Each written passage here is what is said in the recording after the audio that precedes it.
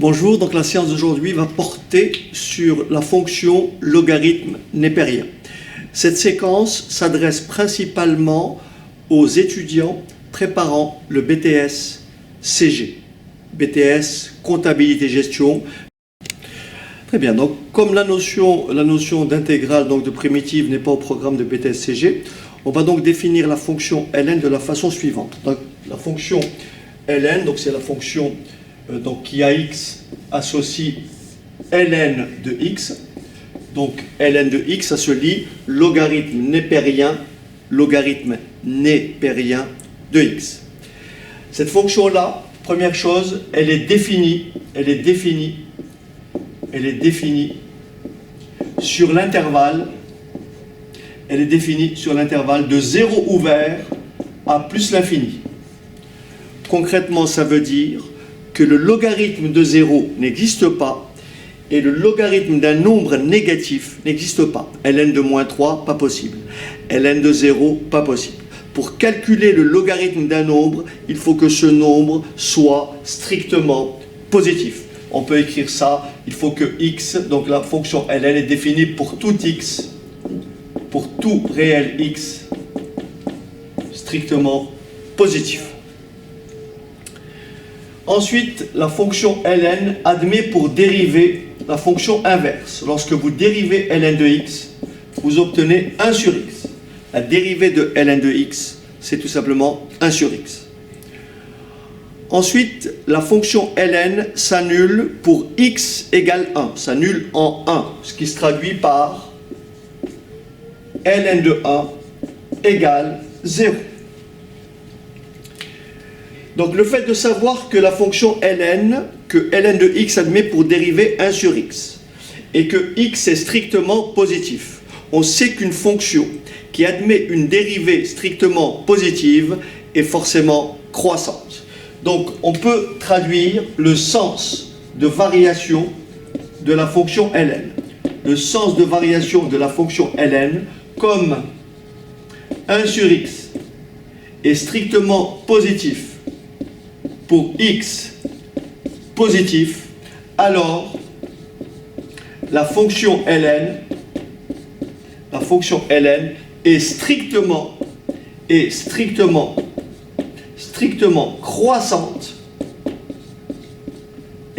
croissante sur l'intervalle de 0 à plus l'infini, que l'on traduit aussi l'ensemble R, étoile, donc R privé de 0, bien sûr, les réels positifs, les réels strictement positifs, R étoile plus, ça veut dire pareil que l'intervalle 0 plus l'infini. Donc la fonction ln est donc une fonction strictement croissante. Si on veut la représenter graphiquement, voilà ce que l'on peut avoir comme graphique. Donc la fonction ln, elle est représentée par cette courbe-là.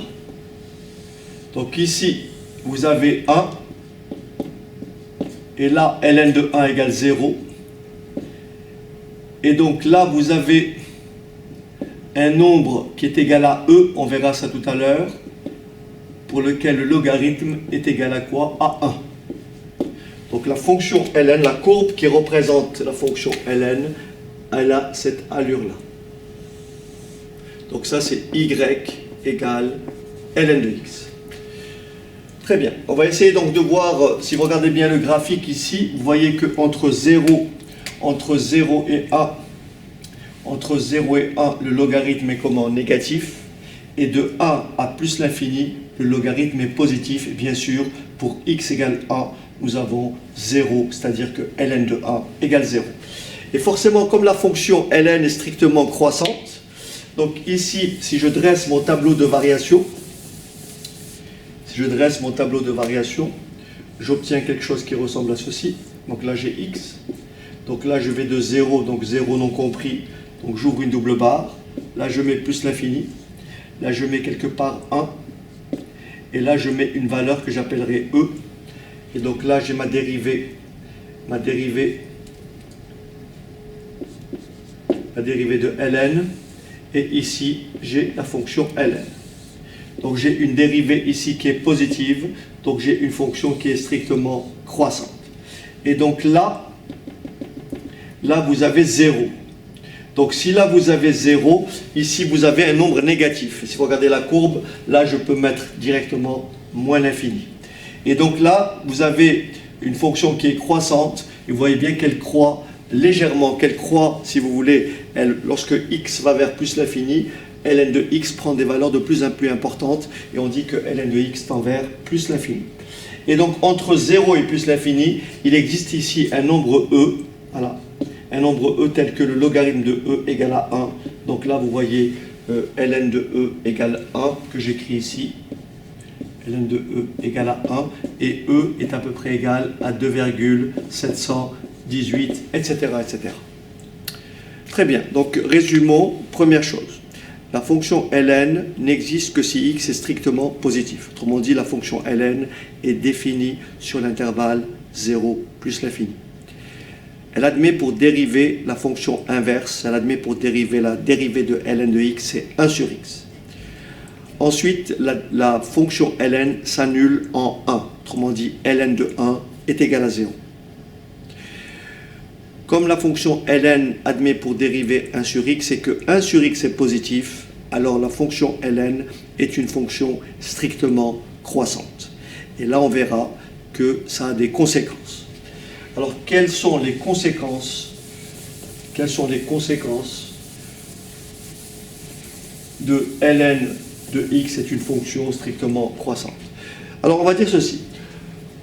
Je vais prendre deux réels petit a positif et petit b positif. Donc, deux réels strictement positifs. Eh bien, il faut savoir que ln de a égale ln de b, ça équivaut tout simplement à a égale à b. Ceci est vrai car la fonction ln est strictement croissante. Parce que ceci n'est pas toujours vrai. F de a égale f de b, ce n'est pas forcément équivalent à a égale b. Si vous prenez une fonction f et si vous la représentez ainsi, voyez, vous la représentez ainsi. D'accord? Et ici, vous avez petit a. Voyez? Ici, vous avez petit a. Et ici, vous avez petit b. Vous voyez bien que f de a égale à f de b. Vous voyez? F de a égale à f de b. Et pourtant, a n'est pas égal à b. Donc, ceci n'est vrai que si la fonction, c'est une fonction, est soit strictement croissante, soit strictement décroissante. Donc, si on vous dit qu'une fonction... Donc, vous voyez, ceci n'est pas vrai.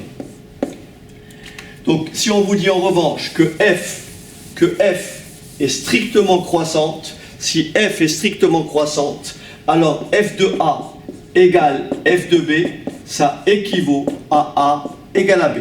Si on vous dit qu'une fonction f est strictement décroissante, alors f de a égale à f de b, ça équivaut à a égale à b. Donc ceci n'est vrai que pour une fonction, on dit strictement monotone, soit strictement croissante, soit strictement décroissante. Très bien. Autre conséquence. Lorsque vous avez une fonction qui est strictement croissante, si l'ordre, en fin de compte, l'ordre est conservé, ça veut dire que si une fonction f est strictement croissante et que vous avez f de a est plus petit que f de b, eh bien ça équivaut à dire que a est strictement plus petit que b. Ça, c'est le cas d'une fonction strictement croissante.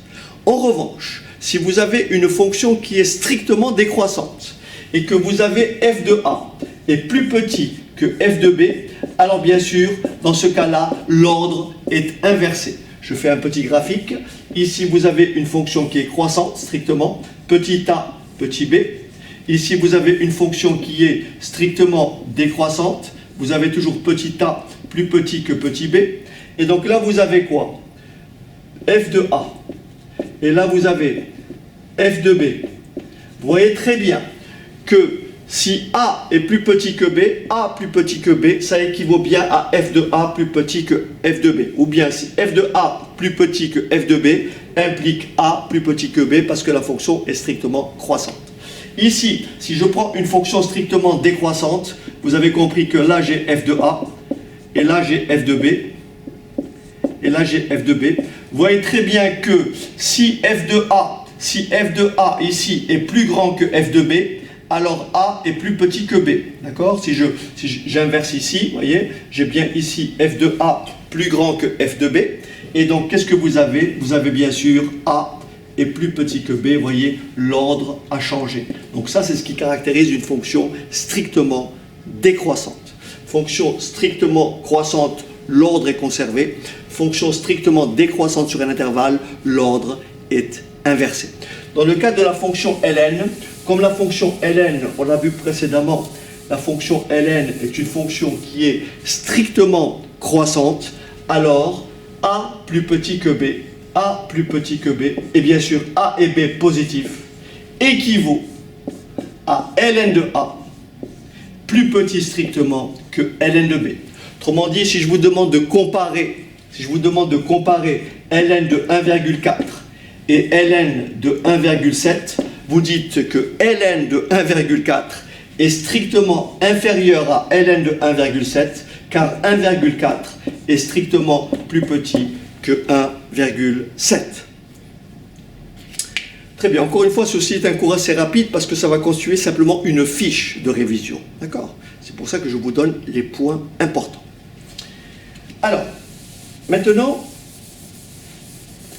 si je prends un nombre petit a qui est compris entre 0 et 1, oui, je vais appliquer ce que je trouve au-dessus. Donc ici, j'ai a plus petit ou égal à 1. Ça équivaut, d'après ce qui est écrit là, à ln de a, vous voyez, ln de a. Le sens ne change pas. Plus petit ou égal à quoi? Ln de 1. Or, on sait que d'après la définition, que ln de 1 est égal à combien? 0. Et donc, j'obtiens ln de a est plus grand, plus petit ou égal à 0. Autrement dit, le logarithme d'un nombre compris entre 0 et 1 est toujours négatif. Si vous prenez votre calculatrice et si vous entrez ln de 0,7, vous trouverez un nombre négatif. Si vous entrez ln de 0,88, n'est-ce pas, 88, vous trouverez un nombre négatif. Dès lors que le nombre est compris entre 0 et 1, son logarithme est négatif. Le piège, c'est qu'on ne voit pas de signe moins. Mais si on entre ln de 0,7, vous trouverez bien un nombre négatif.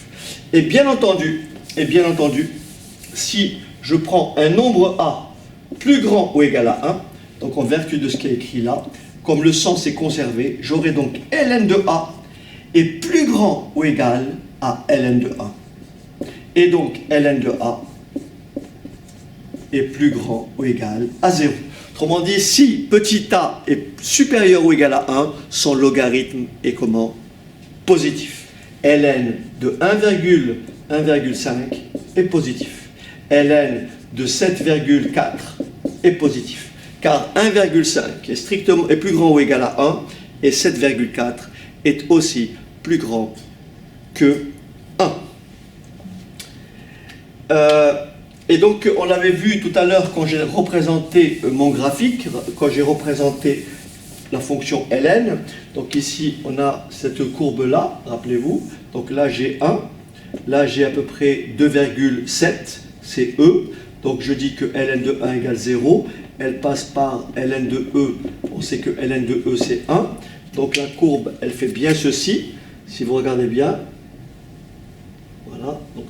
Voilà, donc là vous avez y égale ln de x, et vous remarquez qu'entre 0 et 1, lorsque x est compris entre 0 et 1, le logarithme est bien négatif.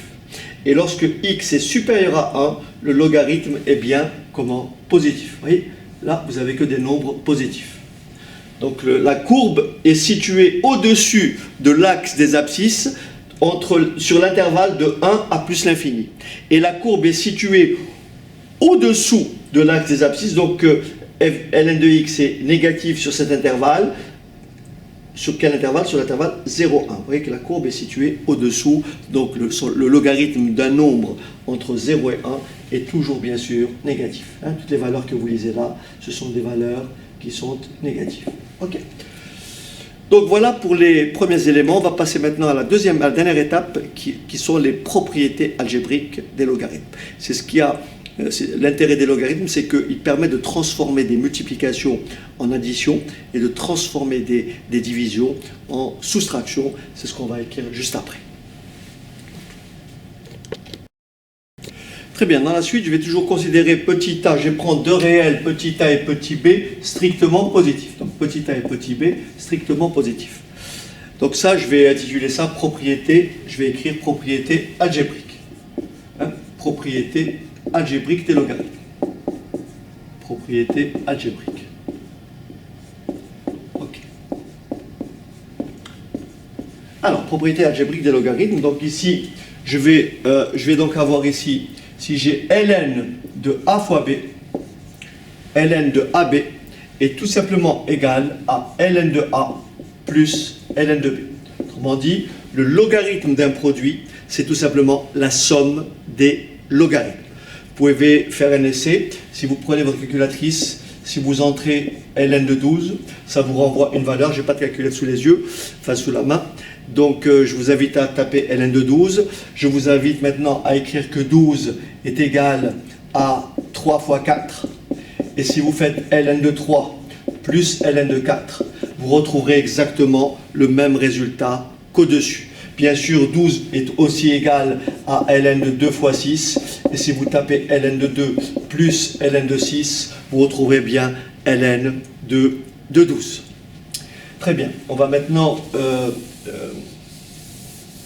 passer au cas particulier où j'ai bien sûr, si j'ai ln de a exposant n entier.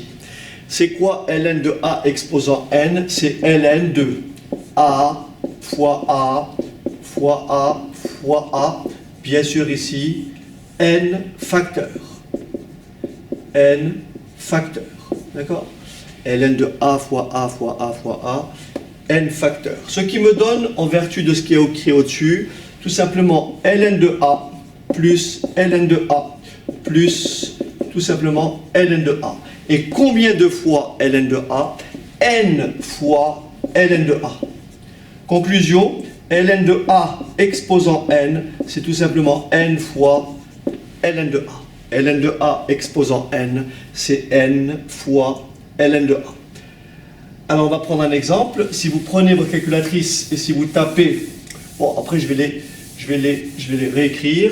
Si vous prenez votre calculatrice et vous tapez ln de 8, vous savez que 8, c'est tout simplement 2 fois 2 fois 2, c'est-à-dire 2 au cube. Ben, si vous tapez 3 ln de 2 et vous faites ln de 8, vous trouverez bien que ln de 8 est bien égal à 3 fois ln de 2. Pourquoi? Parce que 8 s'écrit 2 puissance 3, 2 exposant 3. Alors, maintenant, si je prends toujours pareil, cette fois-ci, si j'ai ln d'un quotient, ln de a sur b, c'est tout simplement ln de a moins ln de b. Exemple, si vous tapez ln de 7 quarts et vous tapez ln de 7 moins ln de 4, vous trouverez exactement la même valeur. Même à titre d'exemple, si vous avez ln de 10 demi, qui est bien sûr égal à ln de 5, mais si vous faites ln de 10 moins ln de 2, vous trouverez bien sûr le même résultat. Donc ln de a sur b, c'est tout simplement ln de a moins ln de b. Autrement dit, le logarithme d'un quotient, c'est la différence des logarithmes. Ok? Alors il y a un cas particulier où on peut avoir effectivement, au lieu d'avoir ln de a sur b, on peut avoir ln de 1 sur b. Si vous avez ln de 1 sur b, ça fait ln de 1 moins ln de b, et donc c'est tout simplement égal, ln de 1 c'est 0, ça vous fait tout simplement moins ln de b. Donc ln de 1 sur b, c'est moins ln de b. Autrement dit, si vous tapez à la machine, si vous entrez ln de 1 tiers, et c'est bien égal à moins ln de 3. tapez ln de 1 tiers, c'est-à-dire ln, vous ouvrez une parenthèse, 1 divisé par 3, et vous trouverez bien sûr, vous tapez moins ln de 3, et vous aurez exactement la même valeur. Alors, il me reste un dernier point, c'est peut-être la ln de racine carrée de a. Alors, ln de racine carrée de a. Alors, vous savez très bien que ln de a s'écrit ln de racine carrée de a que multiplie racine carrée de a, puisque racine carrée de a fois racine carrée de a, c'est bien égal à petit a. D'accord? Donc ici, j'ai ln de a égale à ln de racine carrée de a plus ln de racine carrée de a. D'accord? Puisque ln de a fois b, c'est ln de a plus ln de b. Et donc ici, ln de racine carrée de a plus ln de racine carrée de a, ça me fait tout simplement 2 fois ln de racine carrée de a. Et en conclusion, on en déduit que ln de racine carrée de a, c'est tout simplement 1 demi de ln de a. Donc ln de racine carrée de a, c'est 1 demi de ln de a. Exemple, si on tape ln de racine carrée, bien sûr si je fais ln de racine carrée de 25, je peux écrire ln de 5. Mais je peux aussi écrire 1 demi de ln de 25. Si je fais 1 demi de ln de 25 ou ln de 5, ça me donne la même valeur. De façon un peu plus générale, parce que là j'ai un carré parfait, mais si j'ai ln de racine carrée de 13, c'est tout simplement égal à 1 demi de ln de 13. Très bien, je vous propose de résumer donc toutes les propriétés algébriques. Donc il faut bien les avoir en tête. Alors, voilà les propriétés algébriques. Première, le logarithme d'un produit, ln de a fois b. C'est tout simplement ln de a plus ln de b. Ensuite, ln de a exposant n, c'est n fois ln de a. Ensuite, ln de a sur b, c'est ln de a moins ln de b.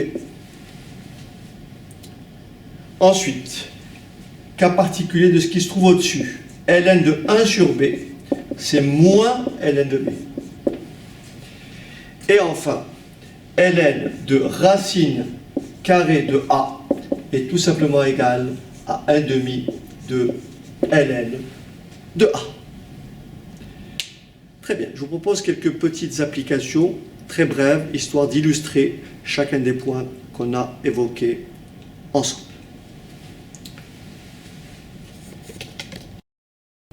Alors, quelques exercices d'application. Donc, l'exercice numéro 7.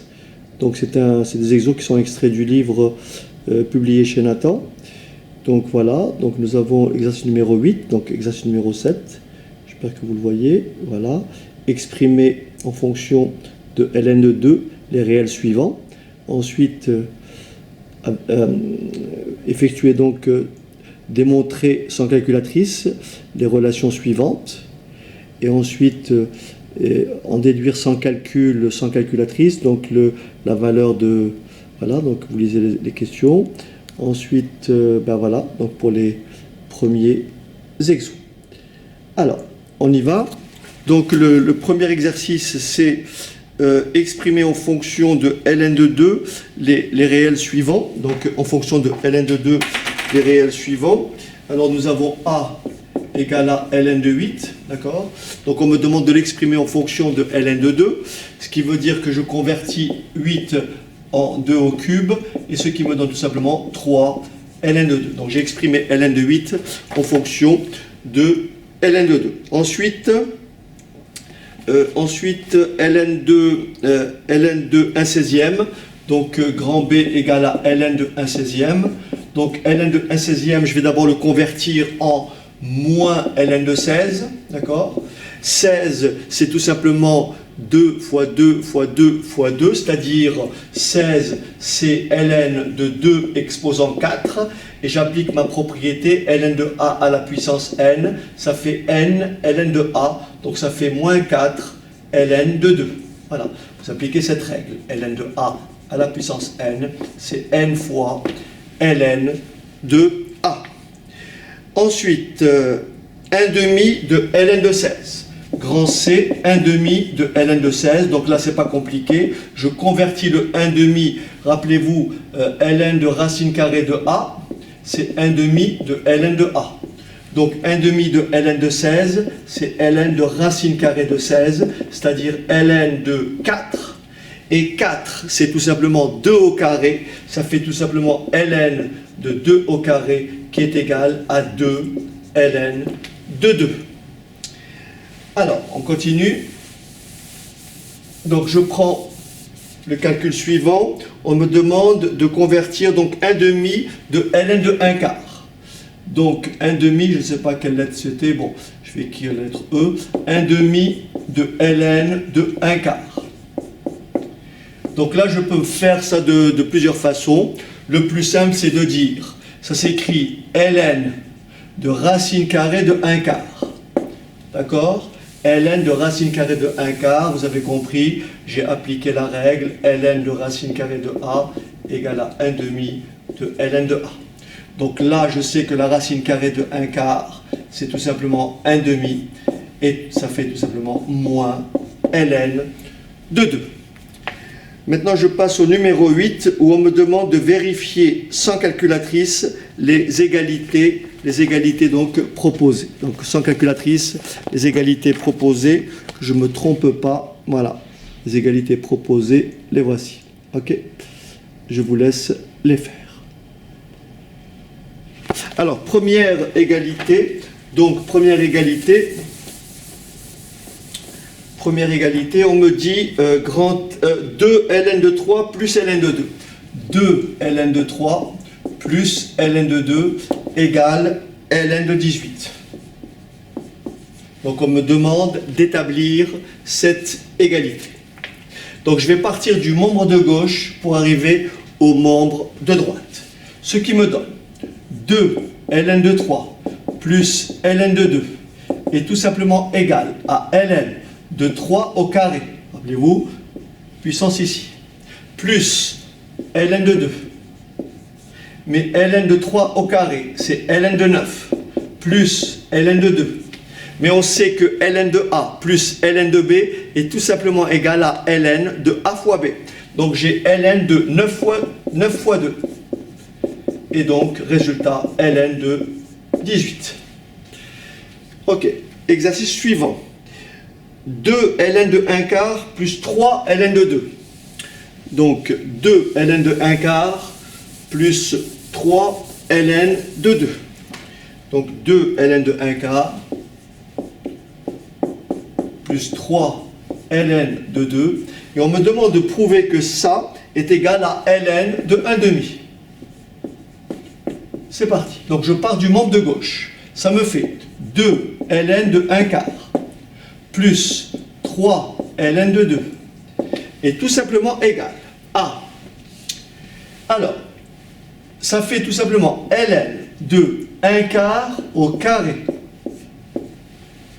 plus ln de 2 au cube, ce qui me donne ln de 1/16, 1 au carré, 4 au carré, plus ln de 8. Je sais que ln de a plus ln de b, c'est ln de a fois b. Ce qui me donne tout simplement ln de 1/16 que multiplie 8.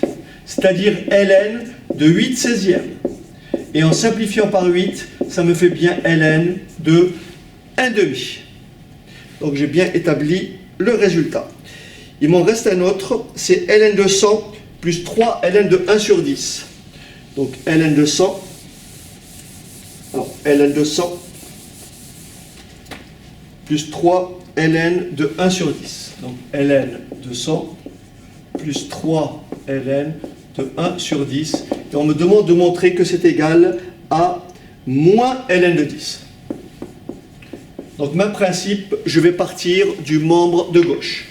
Donc ça me fait ln de 100 plus ln de 1 dixième exposant 3 égale 100, ça fait donc ln de 100 plus ln de 1 sur 10 puissance 3. 10 exposant 3, ça fait 1000. ln de A plus ln de B, c'est ln de A fois B. C'est-à-dire ln de 100 sur 1000. En simplifiant par 100, ça me fait ln de 1 sur 10. Mais je sais que ln de 1 sur 10, c'est moins ln de 10, c'est QFD. Ensuite, numéro 9, on me donne ceci. Numéro 9, on me donne quelques indications. On me dit, donc numéro 9, on me dit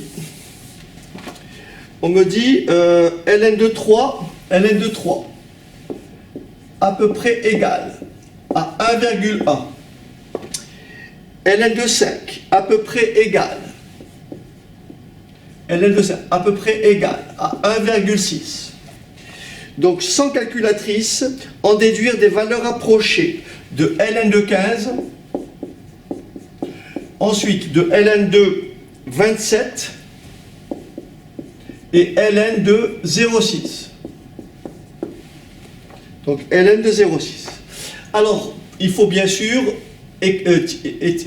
utiliser les informations précédentes. Donc, il faut utiliser les informations précédentes. Et c'est la raison pour laquelle on va commencer par le ln de 15. ln de 15, je vais transformer ça en ln de 3 plus ln de 5, puisque 3 fois 5, 15. Or, je sais que ln de 3, c'est 1,1 et ln de 5, c'est 1,6, ce qui fait tout simplement 2,7. J'ai écrit égal, ce n'est pas tout à fait ça, c'est à peu près égal et c'est à peu près égal. Puisque j'ai pris une valeur approchée pour ln de 3 et une valeur approchée pour ln de 5. Ensuite, je vais passer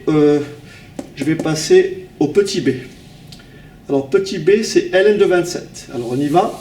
ln de 27. Il faut convertir 27 et l'exprimer en fonction de ln de 3 ou ln de 5. Bon, 27, vous savez très bien que c'est 9 fois 3, c'est-à-dire 3 au carré fois 3, c'est-à-dire 3 au cube. 3 fois 3 fois 3, ça fait bien 27. Donc j'ai ln de 27 est tout simplement égal à ln de 3 au cube.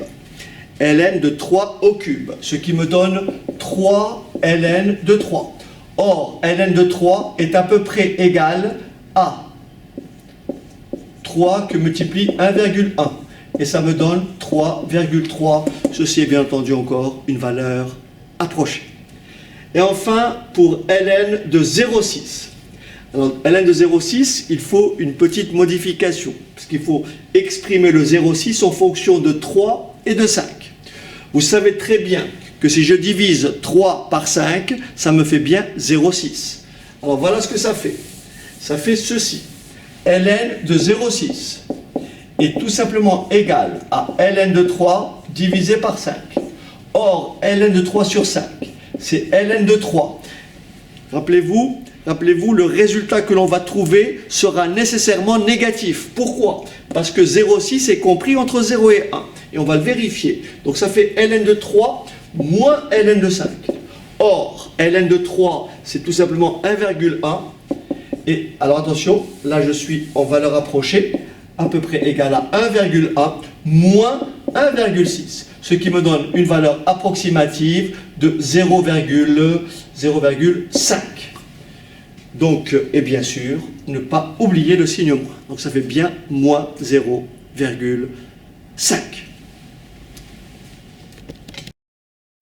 Très bien, on va passer à une nouvelle série. On me demande donc dans la série 11, exercice 11, 12, 13, 14, et voilà, de simplifier les expressions suivantes. Okay, donc je vous laisse prendre l'énoncé.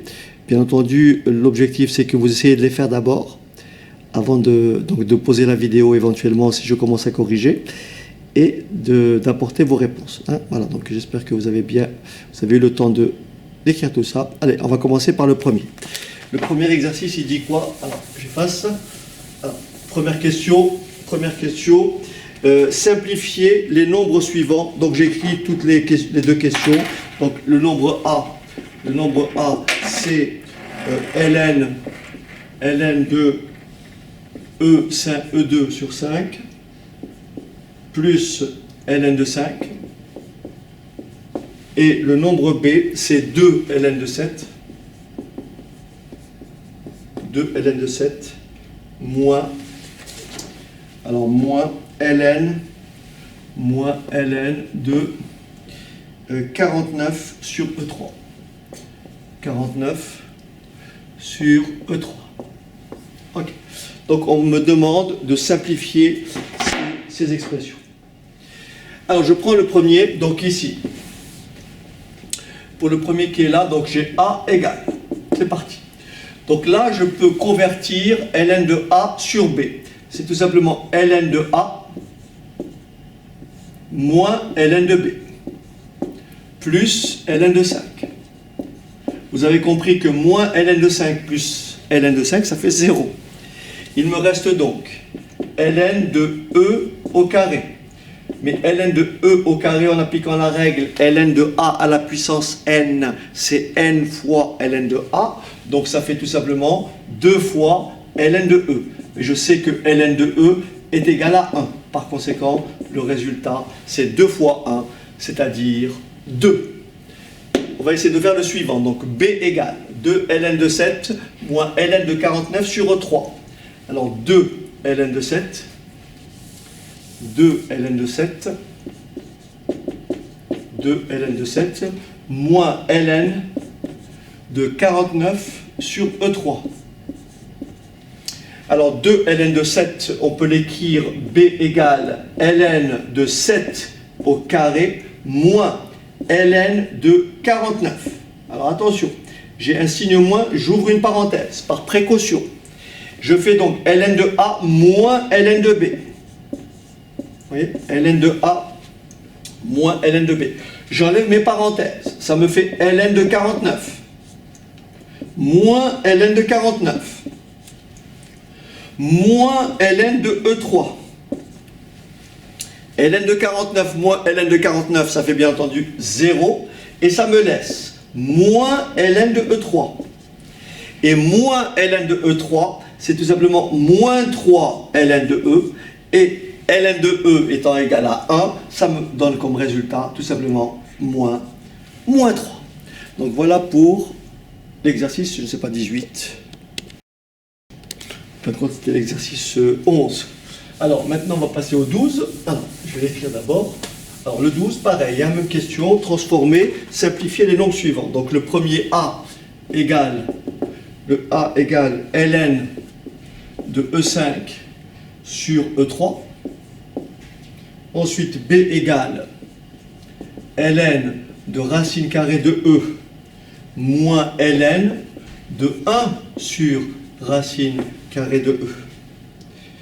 Bon, j'en profite pour écrire, donc ça c'est le numéro 12, j'en profite pour écrire le numéro 13, et donc ça me fait, pareil cette fois-ci, on me demande d'écrire, bon, je le ferai après parce que la consigne n'est pas la même. Donc là, ici, il s'agit de simplement simplifier.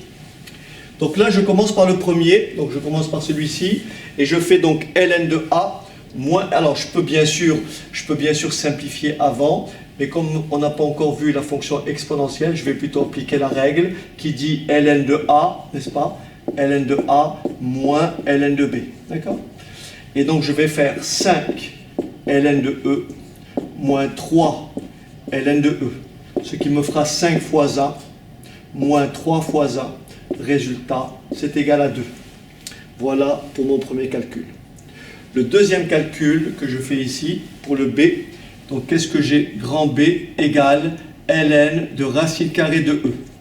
Mais moins ln de 1 sur racine carrée de E, c'est tout simplement plus ln de racine carrée de E. Ce qui me donne 2 fois ln de racine carrée de E. ce qui me donne ln de racine carrée de e, enfin 2 ln de racine carrée de e. Je vais simplement écrire ln de e, résultat égal à 1. Et donc maintenant, on me demande d'exprimer à l'aide d'un seul logarithme les expressions suivantes. Alors je vais effacer et je vais donc écrire les questions suivantes. On me demande d'écrire à l'aide d'un seul logarithme. Alors, le premier, c'est a égale, donc a égale 12 ln de 12 moins 3 ln de 4. Ensuite, le b égale 4 ln de 1 demi plus 3 ln de 2 plus ln de 8. Autrement dit, la consigne, c'est simplement de trouver ici ln de A et ici trouver ln de B. Autrement dit, quelle est la valeur de A et quelle est la valeur de B. Voilà la question. Alors, on va prendre le petit a d'abord. On va prendre le A qui est égal à, tout simplement, A égale ln de 12 moins 3 ln de 4. Alors, 3 ln de 4. Ça fait donc, il y a plusieurs façons de procéder. Moi, à mon sens, le mieux c'est de faire ln de 12 moins ln de 4 exposant 3. Ça fait donc ln de 12 moins ln de 4 exposant 3, c'est 4 fois 4 fois 4, ce qui fait 4 fois 4, 16, 64. D'accord? Et donc ça fait ln de 12 sur 64. On peut simplifier par 4, ce qui me donne 3 sur 16. Donc ln de 12 moins 3 ln de 4, c'est tout simplement ln de 3 16e. Je simplifie par 4. Ok, je passe au grand B. Donc je vais effacer, attention. Je passe au grand B.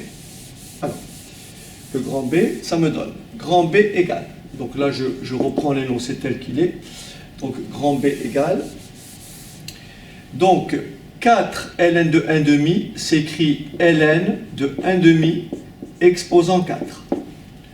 3 ln de 2 s'écrit ln de 2 au cube, plus ln de 8.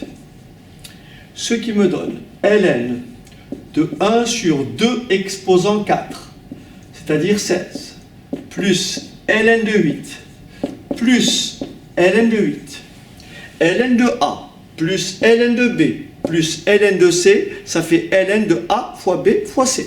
Donc je n'ai qu'à faire le produit, ce qui fait ln de 1 16e, que multiplie 8, ce qui fait ln de 64 sur 16, ce qui fait tout simplement ln de 4. Reste des courses, ça c'était donc égal à ln de 4, et je ne me rappelle pas pour le précédent. Voilà donc pour exprimer une expression en fonction d'un seul logarithme. Très bien, comme l'heure avance, je vais donc énoncer notre exercice. On me demande de comparer, donc je vais vous le montrer ici, c'est le numéro donc 16. Voilà, comparer donc les réels suivants. Ok, voilà. Comparer donc les réels suivants. Alors j'écris donc comparer x et y. Nous avons x qui est égal à 3 ln de 2. Nous avons y qui est égal à 2 ln de 3. Ensuite, nous avons à comparer, donc ça c'est le petit a, et le petit b. Nous avons x égale à ln de 5 moins ln de 2. Bien sûr, les comparer sans calculatrice, hein, comme c'est indiqué. Et y égale à ln de 12 moins ln de 5. Voilà. Donc, il faut comparer ces deux réels. Alors, pour le petit a, je vais donc écrire que x est égal à ln de 2 au cube, C'est-à-dire que x égale ln de 8. Donc x égale ln de 8.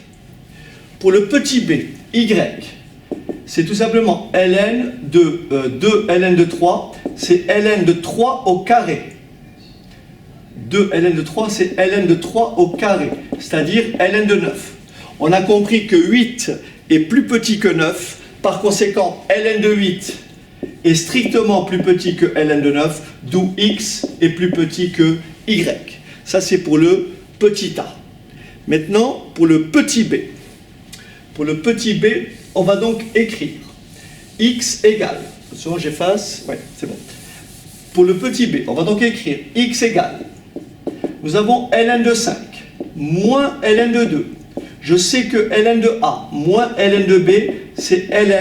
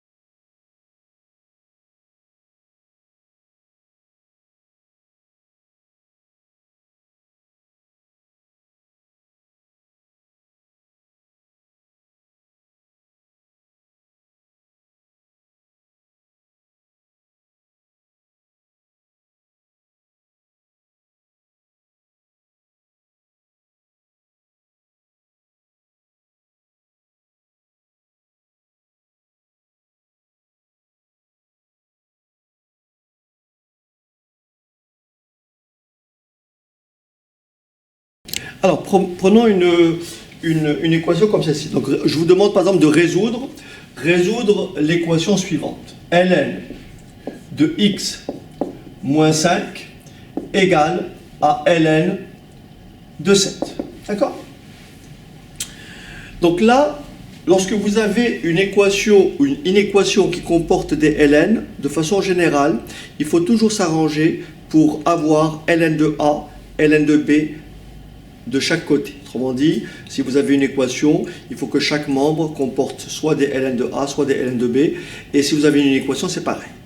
Il y a des cas particuliers où on doit passer par ce qu'on appelle un changement de variable pour résoudre des équations dans lesquelles on a un degré 2, etc. Donc ici, d'abord, avant de commencer à résoudre notre équation, il faut s'assurer d'une chose, de la validité de l'égalité. On a vu en préambule que le logarithme de 0 n'existe pas. On a vu que le logarithme d'un nombre négatif n'existe pas. Donc, première chose à faire, c'est de dire sur quel intervalle, pour quelle valeur de x, cette équation a-t-elle un sens. Cette équation n'a de sens que si x moins 5 est strictement positif. Donc, dans un premier temps, on va déterminer le domaine de définition de cette équation. Donc le domaine, cette équation est définie pour x tel que x moins 5 soit strictement positif. C'est-à-dire qu'il faut que x, donc il faut que x vérifie cette inégalité. Donc il faut que x soit strictement supérieur à 5. C'est la raison pour laquelle je dirais le domaine de définition de mon équation, c'est l'intervalle ouvert de 5 à plus l'infini. Ça veut dire tout simplement ceci, une fois que j'aurai déterminé ma solution, il faut s'assurer que la solution est bien dans l'intervalle 5 plus l'infini. Donc ici je dis, pour tout x de d,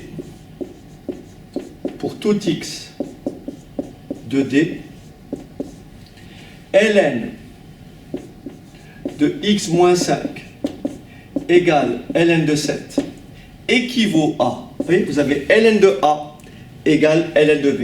Mais ça équivaut à a égale à b. Ça équivaut à a égale à b. Ça équivaut à x égale, je rajoute plus 5 de chaque côté, x égale 12. Est-ce que 12 Est-ce que 12 appartient à l'intervalle 5 plus l'infini? La réponse est oui. 12 appartient à D, ce qui veut dire que mon ensemble des solutions est tout simplement la valeur 12. D'accord? Tout simplement la valeur 12. Ok. Une autre question. Admettons qu'on me demande de résoudre cette équation, ln de x moins 5. Je vais changer. Donc on me demande de résoudre l'équation suivante. Ln de 2x moins 8 égale ln de x moins 3. Par exemple. Alors c'est faux d'écrire 2x moins 8 égale x moins 3. Pourquoi? Parce qu'il faut préalablement définir l'ensemble de définitions. Donc ma condition c'est quoi? J'ai une double condition. Qu'est-ce qu'il faut? Il faut que 2x moins 8 soit strictement positif et il faut que x moins 3 soit strictement positif. Autrement dit, il faut que x vérifie simultanément ces deux conditions. Je résous donc séparément ces deux inéquations et j'obtiens quoi? X. Alors bien sûr, je vais détailler un peu. Ça fait 2x plus grand que 8. Ça fait x strictement plus grand que 3. Ce qui équivaut à x strictement plus grand que 8 divisé par 2, 4. Ce qui est ici, bien sûr, x strictement plus grand que 3. Donc qu'est-ce qu'il faut? 3, 4. Il faut que x soit strictement plus grand que 4. Donc tout ce qui est plus petit que 4, c'est pas bon. Il faut que x soit strictement plus grand que 3. Donc tout ce qui est plus petit que 3, c'est pas bon. Donc forcément, le x doit nécessairement appartenir à l'intervalle de 4 à plus l'infini. Donc mon domaine de définition, c'est 4 plus l'infini. Donc je résume, pour que x soit à la fois supérieur à 4 et supérieur à 3, il suffit que x soit strictement supérieur à 4, puisque 4 est plus grand que 3, et vous le voyez sur le petit schéma qui est là. Donc maintenant je peux écrire quoi? Je peux résoudre mon équation et écrire pour tout x, attendez, je vais effacer, je vais écrire maintenant pour tout x de D, pour tout x de D, pour tout x de D, ln de 2x moins 8 égale à ln de x moins 3 équivaut à, c'est exactement équivalent à 2x moins 8 égale x moins 3. Et je vais résoudre mon équation. 2x moins 8 égale x moins 3. Ça fait 2x moins x égale 8 moins 3. Ça fait x égale 5. Est-ce que 5 est strictement plus grand que 4? La réponse est oui. 5 appartient à D, donc ma solution convient. Je vais un peu vite parce qu'il faut que j'ai fini dans 5-10 minutes parce que la salle doit être prise. Alors, j'accélère. 1, 2, 3, c'est parti. On peut me demander de résoudre une équation comme celle-ci. Alors, on va faire simple. ln de x moins 3 égale 4, par exemple. Comme on l'a dit tout à l'heure, il faudrait avoir de chaque côté ln et ln. Mais là, j'ai qu'à tout seul. Donc l'idée est très simple. D'abord, domaine de définition. Donc tout le monde a compris que le domaine de définition, il faut que x-3 soit strictement positif, ce qui équivaut à x strictement plus grand que 3. Donc mon domaine de définition, c'est l'intervalle de 3 à plus l'infini. Donc ma solution doit nécessairement être dans l'intervalle indiqué. Alors ce que je vais faire ici, donc je vais écrire pour tout x de D. Donc là je travaille dans D. Pour tout x de D. ln de x moins 3 égale 4 équivaut à ln, est-ce que j'ai de la place? Bon, je vais reprendre ici, équivaut à, je vais reprendre un peu plus bas, tant pis pour la présentation. Donc ln de x moins 3 égale à 4 fois 1, mais 1, je peux le remplacer par ln de e. Au lieu d'écrire 4 fois 1, je peux écrire 4 ln de e. Et donc ça me fait ln de x moins 3 égale ln de E4. Et donc là, j'ai bien ln de A égale ln de B. Ça équivaut à A égale à B. Et donc ça équivaut à x égale 3 plus E4. Est-ce que 3 plus E4 est supérieur à 3? La réponse est oui. 3 plus E4 appartient à D, donc ma solution est valide. Autrement dit, cette équation admet une seule solution, x égale 3 plus E4. Alors, on va passer maintenant aux inégalités, si vous voulez bien. Donc, c'est le même principe. Alors, admettons que l'on ait à résoudre cette inéquation. Donc, ln de x moins 3 supérieur à ln de 5. D'accord? Pareil, domaine de définition de mon inéquation. Il faut que x moins 3 soit strictement positif. Donc il faut que x soit strictement supérieur à 3. Ce qui veut dire que mon domaine de définition, mon domaine d'étude, c'est 3 plus l'infini. Donc pour tout x de d, qu'est-ce que j'ai? J'ai x moins 3 strictement plus grand que 5.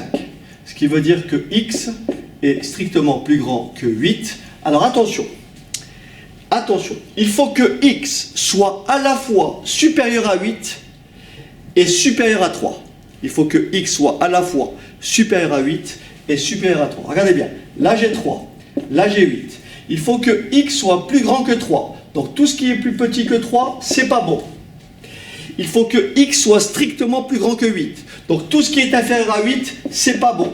Ce qui veut dire que mon ensemble des solutions, c'est l'intervalle qui va de 8 à plus l'infini. D'accord? C'est l'intervalle qui va de 8 à plus l'infini. Maintenant, si on avait la même inéquation, mais écrite comme ça, vous voyez, au lieu d'avoir plus grand que, si on me dit plus petit que ln de 5. Donc mon domaine de définition ne change pas. C'est toujours le même domaine de définition. Cette fois-ci, bien sûr, le sens ici va changer. J'ai x moins 3 plus petit que 5. Ce qui veut dire que x est plus petit que 8. Alors attention, il faut que à la fois x soit strictement plus grand que 3 et x strictement inférieur à 8. Je trace mon trait, je place la valeur 3, je place la valeur 8 et je dis, il faut que x soit strictement plus petit que 8. Donc tout ce qui est plus grand que 8, c'est pas bon. Il faut que x soit strictement supérieur à 3. Donc tout ce qui est inférieur à 3, c'est pas bon. Donc ce qui me reste comme solution S, vous avez compris, S, c'est tout simplement l'intervalle 3 à 8. Vous voyez, donc pour les inéquations, les choses se passent différemment. Donc c'est ce qu'il faut bien retenir. Après, pour le reste, c'est le même principe. Donc si vous avez une inéquation, par exemple, de ce type, ln de 3 moins x est plus petit ou égal à ln de 2x moins 6, ou moins 4, par exemple. D'accord? Donc, première étape, on ne peut pas simplement dire que 3 moins x est strictement inférieur à 2x moins 4. Pourquoi? Parce que je n'ai pas encore défini mon ensemble de définitions. Autrement dit, il faut déterminer les valeurs pour lesquelles cette inégalité a un sens. Donc ici, il faut poser une double condition. Il faut que simultanément 3 moins x soit positif et il faut que 2x moins 4 soit positif. Ce qui équivaut, attention, ce qui équivaut ici à moins x plus grand que moins 3, c'est-à-dire à x plus petit que 3. Ou alors tout simplement vous passez le moins x ici, ça fait plus x, et vous avez bien x inférieur à 3. Et ici vous passez le moins 4, ça fait plus 4, vous divisez par plus 2, 4 divisé par plus 2, ça fait 2, ça vous donne donc x strictement plus grand que 2. Donc il faut que x soit à la fois, regardez bien, il faut que x soit à la fois plus petit que 3, donc ce qui est plus grand que 3, c'est pas bon. Il faut que x soit plus grand que 2, donc ce qui est plus petit que 2, c'est pas bon. Ce qui veut dire que mon domaine de définition, c'est tout simplement l'intervalle de 2 à 3. Donc toute solution doit être dans cet intervalle. Donc je vais maintenant écrire pour tout x de d,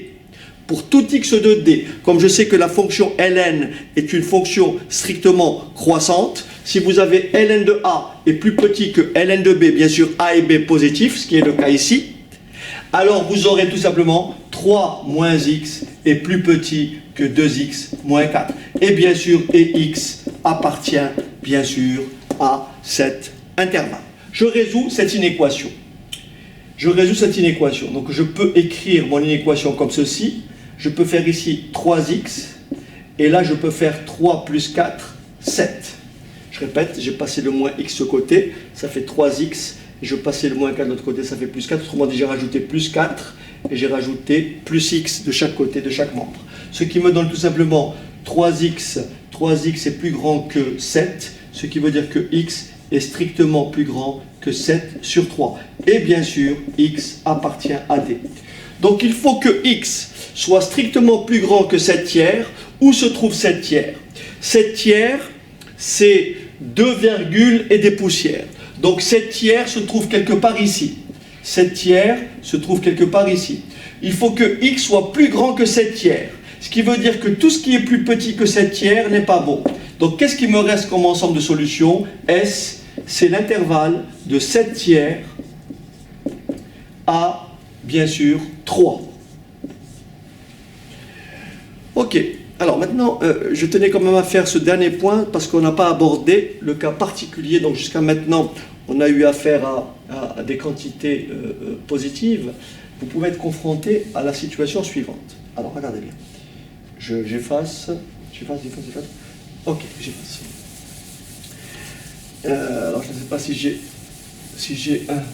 pas de calculatrice, mais peut-être avec mon smartphone je vais pouvoir calculer. Bon, on va voir. Alors, admettons qu'on me demande de déterminer, regardez bien, déterminer le plus petit entier pour lequel, par exemple, ln de 1,05 puissance n est supérieur, n'est-ce pas, à ln de 2. Plutôt, est supérieur à quoi? Est supérieur à 2. Pour quelle valeur?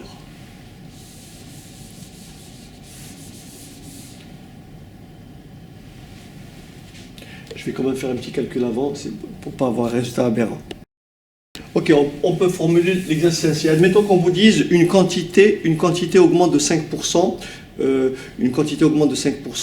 par an, et au bout de combien d'années le prix de cette quantité, bien sûr, aura doublé. D'accord? Donc vous avez une quantité qui augmente de 5% par an, donc vous avez un coefficient multiplicateur égal à 1,05. Donc au bout de combien d'années cette valeur aura doublé? Donc si vous avez une valeur qui s'appelle P0 qui est multipliée par 1,05 exposant n, au bout de combien d'années cette valeur aura doublé? Donc ça fait plus grand ou égal à 2 fois P0. Donc en fin de compte, on est confronté à cette inéquation. Donc 0,5 exposant n est plus grand ou égal à 2.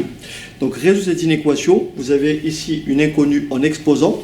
On sait que la fonction ln est une fonction strictement croissante. À partir de là, on vous dit à partir de combien d'années?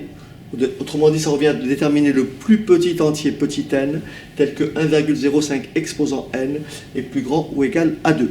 Je sais que la fonction ln est une fonction qui est strictement croissante, par conséquent ceci équivaut à, donc je vais l'écrire ici, donc 1,05 exposant n plus grand ou égal à 2 équivaut à ln de 1,05 exposant n plus grand ou égal à ln de 2. Pourquoi? Parce que la fonction ln est une fonction strictement croissante. Si a est plus grand que b, ln de a est supérieur à ln de b. Donc j'applique ma formule ici et je dis ln de a à la puissance n, c'est n fois ln de a. Et c'est là où je me pose la question. Je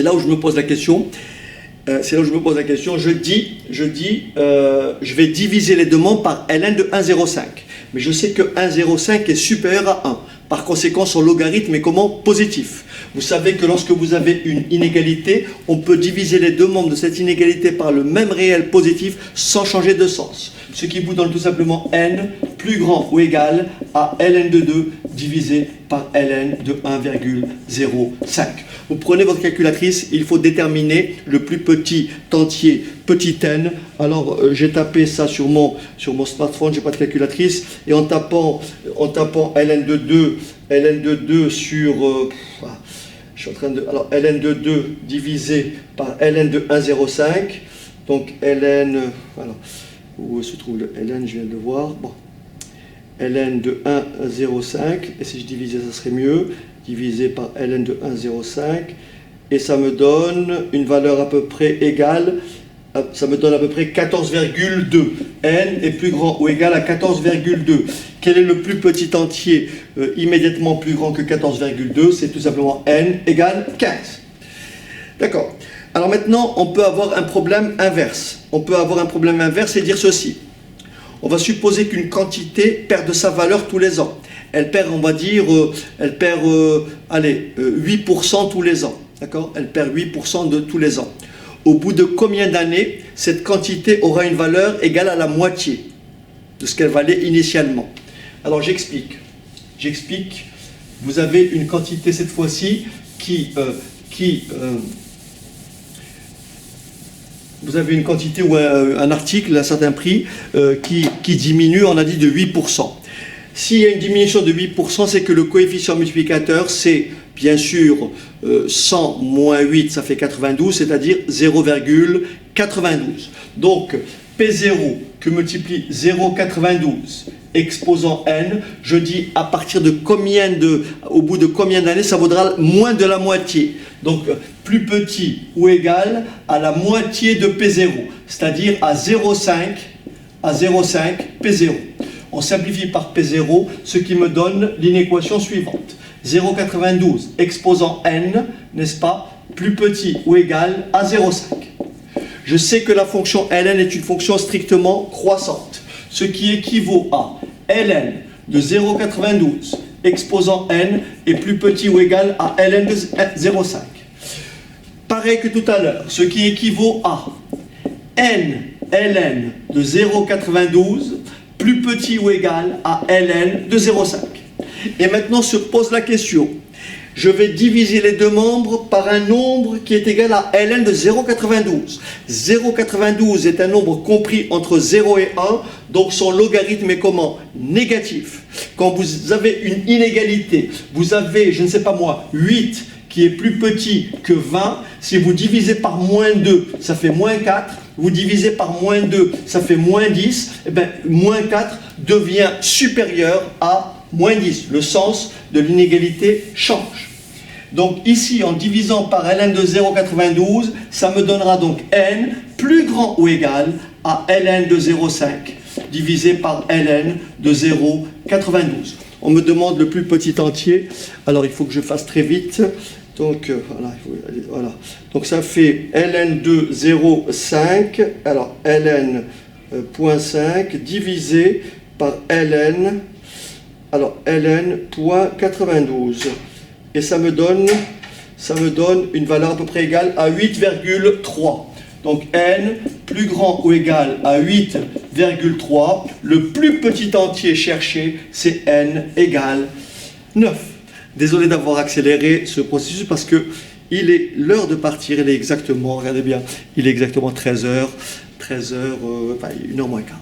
Voilà, donc la séance qui a été, donc, on est le, quel jour, j'ai oublié de le dire, on est le vendredi 10 février 2017. Je propose encore une fois pour toujours les étudiants donc de CG et bien sûr les autres qui peuvent être intéressés par ce sujet, puisque ça concerne les bacs, etc. Je vais faire la même séquence sur la fonction exponentielle, qui est effectivement la bijection réciproque de la fonction logarithme népérien.